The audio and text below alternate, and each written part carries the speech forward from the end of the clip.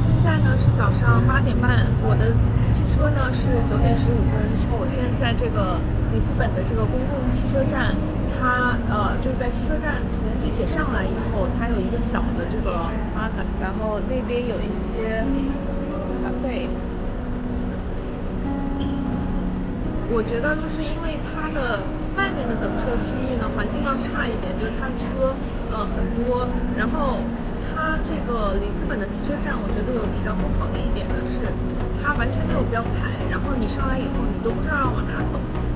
这个是应该是我见过的最差的，就是一个汽车站完全没做标牌的，因为它这个地方很混乱，它有公交汽车，就是室内的公交汽车，然后它还有出租车，还有地铁，所以它完全也不写牌子，你都不知道往哪走。所以呢，如果大家也是到里斯本来玩，然后要去其他的城市，要坐这个转乘的公共大巴的话呢，我建议就是你上来以后，你从地铁上来以后，然后你直接往那个出租车的那个方向走，然后过去出租车呢，它有那个室内的公交，就是什么700多路啊、200多路，你也不用管，你就往前走，然后走到你买的那个公交车，就你买的公共大巴、长途大巴，它那个公司停的地方，然后你就找它那个站台，然后我会把这个放在这儿给大家看一下，就是你的这个买的票上面它会写你的 line， 然后还有就是你的公交车的公司它会有一块特殊的区域，比如说我买的就是叫这个 FlixBus， 所以它有一个很大的这个。它的公交车上有一个很大的 FlixBus， 所以你过去以后你就可以看得到。如果你来的早呢，你就坐在这个地铁上面的这个，它有一个咖啡的这个休息区域，你可以坐着买点东西喝一下。你可以等的时间差不多的时候再过去。那么在我们去 Lagos 之前呢，我想给大家总结一下，就是我这回在里斯本玩了几天以后的一些心得，就是一些小的 tips， 可能如果大家以后供大家参考，以后可能会用得到，但这个都是我个人的感受。是里斯本的气候呢非常的凉爽，它夏天的平均温度呢也基本上都是在20几度、30度，最热的时候可能就是到30度，所以大家来呢可能不用考虑说要穿得非常凉快。我觉得其实你如果怕晒的话，你穿长袖都是可以的，就是完全不热。然后它因为离海边比较近嘛，所以它靠海，所以它海风吹着很凉爽，太阳还是挺大的，所以我建议大家就是防晒什么一定要做好，就是它这边超市什么的也有买防晒霜，所以你可以不用自己带。步行的情况的话呢，里斯本的路它比较难走，它就是全部都是上上下下，还有很多山，然后它的那个路呢就是不是那种铺好的水泥地，它是那种石板路，所以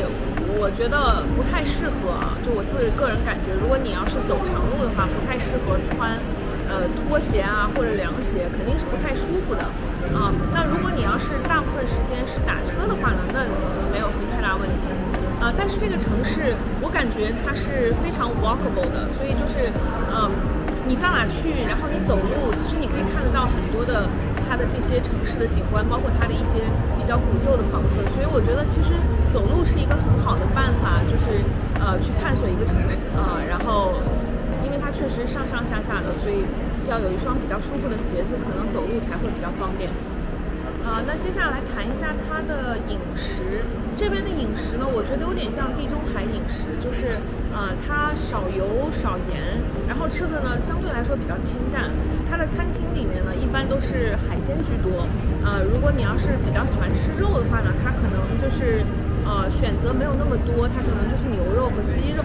然后它的食材都是挺新鲜的。然后我其实因为我个人没有很喜欢吃鱼嘛，所以我没有尝太多的鱼所以我对鱼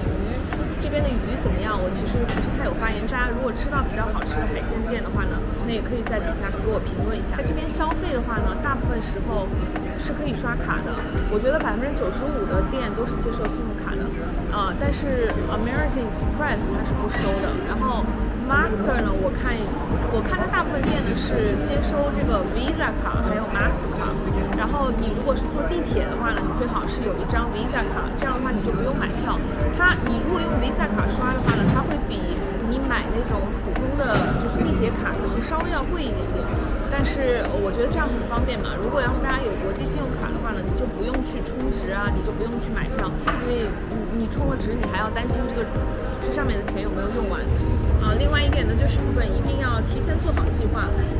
因为里斯本它的大部分的饭店，包括它的公共设施，还有比如说博物馆，还有它的一些景点，他们都不是大部分的地方，它都不是1周7天都开的。然后饭店呢，一般是1个礼拜至少要休息1天，有些饭店呢是要休息2天。然后你一定要关注一下它的饭店是哪一天休息，因为你不能就是假设它就是周6或者周日休息，因为有一些饭店是周2、周3休息，然后有一些饭店是周1休息，还有一些饭店呢是周日休息。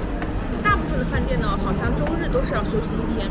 所以如果大家对吃没有什么太多的要求，你就是那种很 spontaneous 的人，你看到什么就反正就哪家店开了你就去吃，那我觉得可能无所谓，景点旁边都会有一些饭店的。但如果你要是想要尝试一个特定的饭店，一定要把这个提前的计划做好。还有就是你去景点也是，因为有可能它当天就是你去的当天，或者你当时想吃的时候，它正好是关门。另外呢，就是它的饭馆，大部分饭馆它中间有一个午休他们西班牙人其实也是这样，他们叫 siesta， 就是从3点到晚上7点之间他们是不营业的。所以如果你在这个时间过去，他们是有人的，但是他们是不给你做饭的。因为还有就是有一些饭店它是要预约的。然后语言的话呢，就是这边大部分人都是讲英文的，所以英文的话你可以大部分的旅游景点你英文是没有问题。坐公共交通，比如说打车的话，它的 Uber 是很便宜的。我昨天打了一个大概10分钟左右，就是1-2个麦的这样的一个距离，只要5个。那总体来说呢，我觉得里斯本这个城市还是挺值得一来的。虽然这个城市呢，就是给你感觉它的基础建设其实不是很好，因为我也听说是葡萄牙的经济呢是这2年来说比较差，有欧洲的感觉，就是比我之前去过的巴塞罗那